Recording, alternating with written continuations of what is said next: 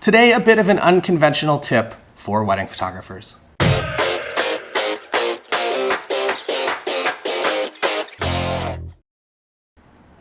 I'd like to talk to you today about something that I just really kind of pieced together while I was actually recording the micro weddings course, which is different from the elopements course. So this week I put up a new micro weddings course in the members site, and it's again, like, you get my pricing templates, the website template that I'm using for specifically for the landing page for this micro wedding style of couple that's been coming in. But if you do sign up, you get access to everything else that's on the website, including Book More Weddings 2020 and $2,000 plus worth of other content and my presets. And it really is a fantastic deal. And I think that any of the members will agree and would be happy to tell you that. While I was recording the micro weddings course, it kind of dawned on me that I guess it makes sense now looking back. So when a couple is coming to your website, before they even contact you, there's a pretty good chance that it's one member from the couple that's actually going through all of these wedding photographers' websites. And I would say from my website stats, most of the time it's actually on a phone now, which is not, I think it made the flip sometime last year, and it went from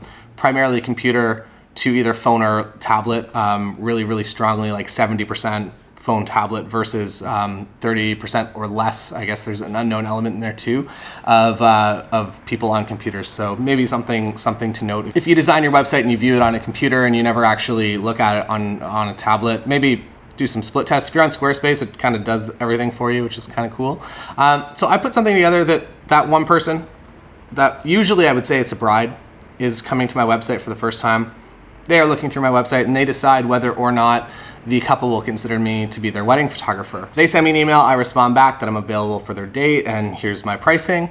And at that point, usually I've started a relationship with only one of the two people. And I realize now that something that was completely obvious that I just never pieced together, that one person always has to convince the other person why, especially if it's a thing with price as well, that why I'm worth the extra money, why they should hire me. And they really do have to put together a bit of a sales presentation, at least in words, for their significant other. So what I've discovered accidentally is by including things in my email in the signature line that are links to other things outside of wedding photography. For instance, myself, again, looking back at mostly the in-person meetings that I used to have, that the person that arranged the meeting that I've already had communication with would rarely bring this up, but it was usually on the other person at the meeting that would mention something about, oh, like, hey, we checked out your travel show, it's pretty cool. And at the time, this is speaking to my travel show just actually being a vlog, non-funded, non-associated with Nikon. They would always mention either that or the food show or a variety of other random things. We went to Antarctica a bunch of years ago, so some people had looked through the gallery, or we did a small documentary in Italy about photography, and some people had watched that. So there was always a piece of content, and specifically a piece of video content usually, that the other person that I was not in contact with would mention and want to talk about. So I realized as of like 3 days ago, the importance of creating content that can convince that other person. So one, you want to obviously compete on the level and talk about essentially what your outlook on the wedding day is. And usually the person looking for the wedding photographer, they are super passionate about wedding photography. The other person, maybe not so passionate about wedding photography. So the way that I've kind of accidentally worded my copy over the years is really that everything, for the most part, is pretty candid. That I don't make them, like, my couples do anything crazy. I want it to be candid photojournalism. I don't want to like be the center of attention of the day. I want the day to be about them, and I'm going to have as little impact as possible on that wedding date.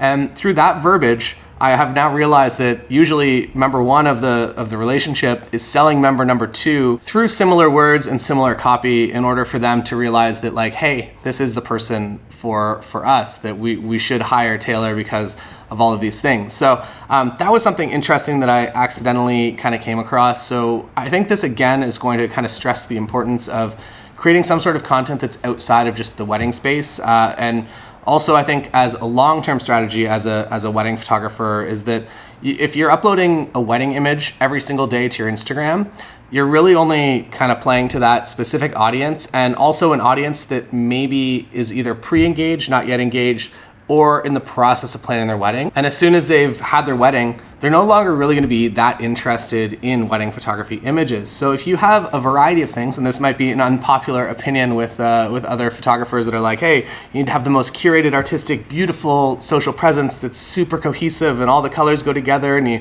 load everything into tiles so you can see what your next image is going to look like and what everything's going to look like together. And while that is, I would say, kind of important, I would say it's more important to be creating more content that is personal to you. I've spoken to this a lot of times, that your ideal couple or your ideal client is likely a reflection of yourself in some way. So when you're creating content, if you're creating content to connect essentially with yourself in another human form somewhere over there, creating that content is going to be way more fun for you because you're actually creating something that you're passionate about doing. And two, you're going to know how to create great content for that person. And I would say in a relationship, usually, even if one person is the passionate one about photography that is like, hey, like we need to review this photographer's portfolio, they are probably still, I would say, I'm gonna guess pretty much every single one of my weddings that I've shot in the past 5 years, that I very easily could have been great friends with either or both of the couple collectively, but it would be very easy to have a friendship, I think, with either person. And even if one person is more passionate about photography and somebody's like, this is stupid, why are we spending so much on a wedding photographer? I can still kind of speak the language and I can still create content that person would enjoy, even if they're not really into photography. So the ways that we've done this, I guess through video content to speak to that specifically, you can do this through podcasts, you can do this through still images. The way that we did it, at first, we did a documentary about startups in our local area. That went really well. A lot of the people that I was being hired by at that time either started startups or were working for one, or at least had some sort of visibility in the space and some connection to it. So that went really, really, really well. And I never really added up a metric on that because I'm not really sure how to figure that out. But I would suspect, at least just from my meetings, that a lot of people convinced their partners to hire me in some way because of that documentary. That documentary eventually, I guess, just pivoted completely. It didn't really continue. Some elements continued, but for the most part, whole new project. Just started doing a travel vlog, and I called it a travel show. And that's the only difference, that it was essentially a vlog. I was out there alone for the first season and just kind of documenting when I went to cool places. You probably have cool places around you, especially this year. You can't really just hop on a plane easily. So start with whatever's local and start with whatever experiences you think that people should know about and that you are passionate about and that you think that other people like yourself should know about. That morphed, I guess, into the Nikon show. So maybe now I'm running kind of two of these simultaneously. But the other thing we started that had a huge response locally was a food show. And we essentially just went out with my friend Tim and Marshall and a few other people that just wanted to come in and do some camera work from time to time. And we would just go to a restaurant. Most of the time we'd tell them we're coming. Sometimes we didn't, and everybody seemed to be cool. Small town, nobody really cares that much. You show up, you're gonna give them promotion, like they're usually down. We got two free pizzas yesterday for doing a silly photo shoot. You'll see that in a little bit. But by doing this travel show and becoming even more attached to the community, that became another thing that my couple, member one, could sell member two on. It's like, hey, like, I know you don't want to look at wedding photos because you think they're dumb, but like, here's a food show that he did. And that has definitely come up in pretty much every single meeting that I have been a part of on a phone call or in real life in quite some time. The other cool thing, the cool aspect with the food show that we didn't expect was the fact that every mom in town absolutely loves it. So we have this huge army of moms that are, one, sharing episodes whenever they go up, and then two, they're just telling their sons and daughters about us, or about me, I guess, specifically, whenever they get engaged. It's like, oh, you got to hire Taylor. He's the dude from the food show. And then that's such an easy way to sell, again, member number two that's not so stoked on wedding photography. So I think that it is important to create things that are outside of just photography. And if that means that your social presence looks a little, not necessarily chaotic, but there are different elements to it that are just not weddings only, I think that that's okay. I would keep my website specifically to a wedding photography genre, like this is my wedding photography website.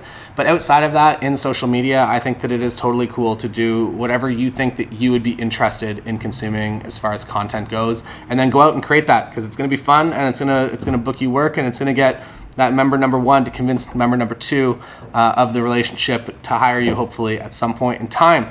That is all for today. don't forget to check out the micro weddings course. It is up now if you're interested, and it's just really a turnkey operation that can hopefully within 2 days have you getting some incoming leads for micro weddings. And the super cool thing, micro weddings wise, is that you're booking things 2 weeks from now, and you get to go out and you get to work and you get to create more content for yourself to market yourself again with. We get into a little bit more of that in the course, but it really is a time that over the next couple of months, this time is never going to exist ever again in the future of wedding photography. So if you're watching this and it's May of next year, pretty good chance that this micro wedding climate isn't necessarily coming back. So sorry about that, but hopefully the core value of this video is still relevant, and I think that it will be relevant for really kind of the rest of time in wedding photography. So evergreen advice. Thanks for being here. Don't forget to sign up to be a member if you're interested in that course, and you get all the other courses, all the presets, members only group, all kinds of stuff. Just come on over there. Thanks for watching. See you again tomorrow.